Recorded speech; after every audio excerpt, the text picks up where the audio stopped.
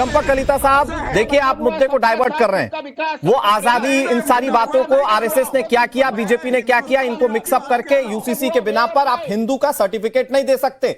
बदरुद्दीन अजमल साहब को लेकर लोग आज भी सवाल पूछते हैं कि कहां के रहने वाले, जरा असलियत बता दीजिए।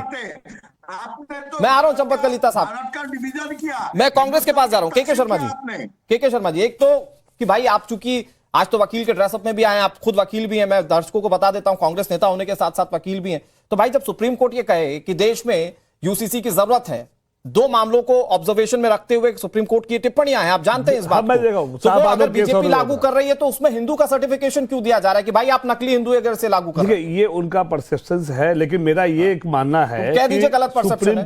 सुप्रीम कोर्ट ने जो कहा देश में कानून लाना जरूरी है, ये तो नहीं कहा था कि राज्यों में धीरे धीरे लाओ और धार्मिक उन्माद फैलाओ और धीरे धीरे जो मेन मुद्दा जो है महंगाई, बेरोजगारी, और कैसे फैला के शर्मा? अच्छा एक चीज बताइए, देश में लाने के लिए कहा था ना, संख्या है कि नहीं देश में, पार्लियामेंट में आपका संख्या है कि नहीं, लोकसभा में आपको भी ऐसा है, जब आपको दोनों जगह मेजोरिटी है तो आप देश में ला दो ना। ये थोड़े थोड़े बम जो गिराते हो धीरे धीरे, जो धार्मिक उन्माद का, जो हिंदू मुस्लिम के आज चुनाव के टाइम में, अब देखो यूपी का चुनाव आने वाला है, आप यूपी में कुछ नहीं करोगे तो क्या करो, राजस्थान में बम फोड़ो, उसका आवाज तो है तो इंडिया ही, मीडिया है ही, वो राजस्थान वाला मुद्दा यूपी में भी चलेगा। तो आप धार्मिक उन्माद का बेनिफिट लेना चाहते हैं, अयोध्या का बेनिफिट लेना चाहते हैं। अभी तीन जगहों पर, 3 राज्यों में लागू है, अभी 3 राज्यों में लागू। बताइए क्या बदल गया ऐसा, कहां धार्मिक उन्माद हुआ? अच्छा देखिए, उन्माद अभी तो धीरे धीरे ये बीज बोया जा रहा है। मैं कह रहा हूं देश में सबसे ज्यादा जरूरी क्या आज के डेट में, महंगाई,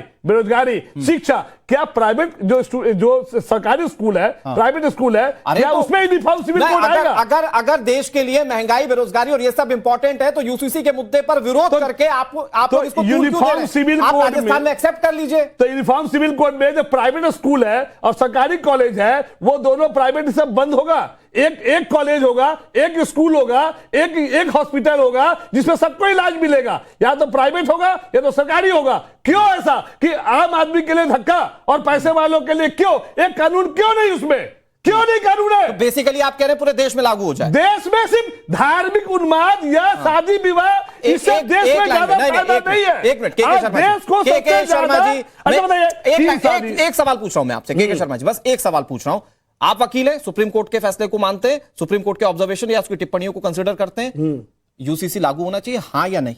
पूरे देश में एक साथ लागू होना चाहिए, एक्सेप्ट करते हैं? पूरे देश में एक साथ लागू, एक साथ। तो आप नकली हिंदू हैं, बदरुद्दीन अजमल की पार्टी के मुताबिक है, ठीक है, वो ठीक है।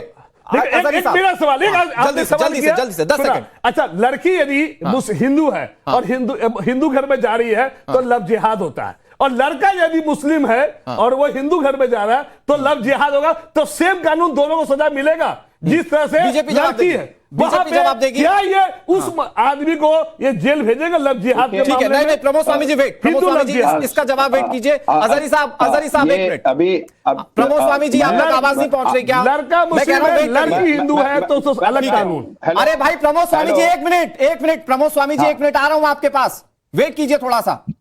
अजहरी साहब, बीजेपी कह रही है बहुविवाह रोक दिया, महिलाओं को उनका हक दे दिया, जो कुप्रथाएं थी वो खत्म कर दिया। ये सारे प्रावधान अगर यूसीसी में लागू हैं तो ये कुप्रथाओं के नष्ट होने से दिक्कत क्या है?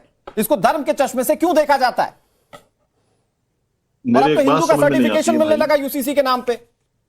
अजहरी जी भाई, मेरे एक बात समझ में नहीं आ रही है कि देश ने नरेंद्र मोदी को देश का वजीर आजम बनाया है, देश का प्रधानमंत्री बनाया है, और उन्हें पता नहीं क्यों मुसलमानों का मुफ्ती बनने का शौक है। जो काम मुफ्ती के हैं, जो हमारे यहाँ उलमा के हैं, वो काम नरेंद्र मोदी ही कर रहे हैं। आप हंसिए मत, आप भी यूसीसी के समर्थन में। अरे समर्थन में है, लेकिन वो जिस तरह से देश में इतनी महंगाई, बेरोजगारी है, उसको नहीं सॉल्व कर रहा है। अजहरी जी ऐसे मुद्दे लेके आते हैं, ठीक है, कहां से चुन के लाते हैं। ठीक है अजहरी जी, सुनने, अरे भाई अल्पसंख्यकों की आवाज मत दबाइए, आप तो आपके नजदीक, अजहरी जी प्लीज, आपके नजदीक, टाइम्स ऑफ इंडिया के नजदीक, नवभारत के नजदीक, अगर और भारतीय जनता पार्टी के नजदीक इतना जरूरी है यूनिफॉर्म सिविल कोड लाना, तो फिर ये भारतीय जनता पार्टी से सवाल करे ना कि वो पूरे वो तो 2014 से काबिज है ना देश पे।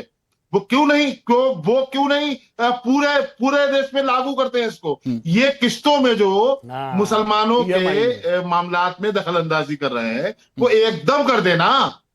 वो कभी सुनते हैं कि उत्तराखंड में शादी लागू हो गया, कभी हम सुनते हैं कि साहब वहां हो गया है असम में, कभी हम सुन रहे हैं कि भाई राजस्थान में हो रहा है। अजहरी साहब एक फैक्चुअली बात करता हूं, प्रमोद स्वामी जवाब देंगे उसके बाद। एक छोटी सी बात कर रहा हूं, अजहरी साहब मेरी बात तो सुन लीजिए। मैं कह रहा हूं कि 2023 में ये जो कमेटी गठित की जा रही थी, इस मामले को कोर्ट में चैलेंज किया गया था। जब कोर्ट में चैलेंज किया गया तो कोर्ट ने इस बात को कहा था कि राज्यों के स्तर पर यह सुनिश्चित किया जाए कि इसे लागू कैसे करना है। के शर्मा जी आप चुप रहिएगा।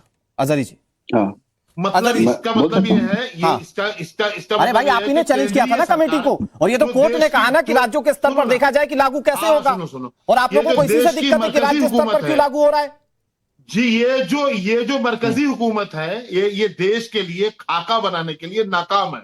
यूनिफॉर्म आप टेक्निकल टर्म पर भाग गए अजहरी जी, बना ही नहीं सकती। मैं कह रहा हूं ना कोर्ट, ये तो कोर्ट का ऑब्जर्वेशन था, कोर्ट की टिप्पणी थी कि हम ये कर ही नहीं सकते। जो साउथ का और जो पूर्वांचल और पश्चिम का जो एरिया है ये सबके मामला अलग अलग हैं, नहीं ला सकते। ये कभी नहीं ये सिर्फ बेवकूफ बना रहे हैं, टाइम पास कर रहे हैं। जवाब दे दीजिए प्रमोद स्वामी जी, उसके बाद के शर्मा जी। इसके अलावा देखिए, संविधान ने राज्य सरकारों को यह अधिकार दिया है कि वो यूनिफॉर्म सिविल कोड लागू करे। दूसरी बात, हमारे कांग्रेस के मित्र ने कहा कि केंद्र अगर लागू कर दे तो उसका स्वागत है, तो मुझे बड़ी खुशी हुई कि वो कह रहे हैं कि केंद्र लागू कर दे। ठीक है, केंद्र भी लागू करेगा, लेकिन अभी राज्य को अधिकार है तो राज्य लागू कर रहा है, तो आप उस पे क्यों आपत्ति? स्वामी जी, तीसरी बात आपकी जानकारी के लिए मैं बताना छोटी सी बात लिखी थी, आप बताइए, खत्म करता हूँ। आपके बीच में नहीं बोला, आप जवाब नहीं बोलूंगा, आपके बाद अभी हाल ही में इन्होंने चुनाव की बात कही, यूपी चुनाव की, तो मैं इनको बताना चाहूंगा कि आसाम में अभी हाल ही में चुनाव संपन्न हुए हैं। 126 सीट में से 102 सीटें एनडीए ने जीती है, और कांग्रेस पार्टी अभी नहीं रही है। कांग्रेस मुस्लिम लीग बन गई है, उनके 19 विधायक जीते हैं जिसमें 18 मुस्लिम है। आपके सर्टिफिकेट की जरूरत नहीं है कि मुसलमान है कि नहीं है। लेकिन प्रमोद स्वामी जी, मुझे लगता है कि अगर कोई यूसीसी को लेकर सवाल उठा रहा है और आप लोग लागू कर रहे हैं तो बात उस पर होनी चाहिए। उनकी पॉलिटिकल बात में क्यों फंस रहे हैं आप? के शर्मा जी जवाब दे दीजिए। वो कह रहे हैं, वो जो कह रहे हैं अजहरी साहब, उसके मुताबिक चूंकि आप वकील हैं तो कोर्ट ने खुद इस बात को टिप्पणी की थी कि केंद्र सरकार का यह अधिकार है कि उसको किस फॉर्म में लागू करना है। बहुत सही बात, सरकार ने देखा उसको कि कैसे लागू करना है। आर्टिकल 44 डायरेक्टिव प्रिंसिपल में बाबा भीमराव अम्बेडकर जी ने जब संविधान बनाया था उसमें एक बात और कहा था कि ये चीज है राज्यों के जो जनता है उसकी राय मशवरा, जो शुरू में आपने ले तो रहे कहां बिना राय लिए? नहीं, अरे भाई जाइए राजस्थान वाले पोर्टल पे राय दीजिए अपनी। राय को पब्लिक करे, कितने लोग पसंद किए, कितने लोग नापसंद किए।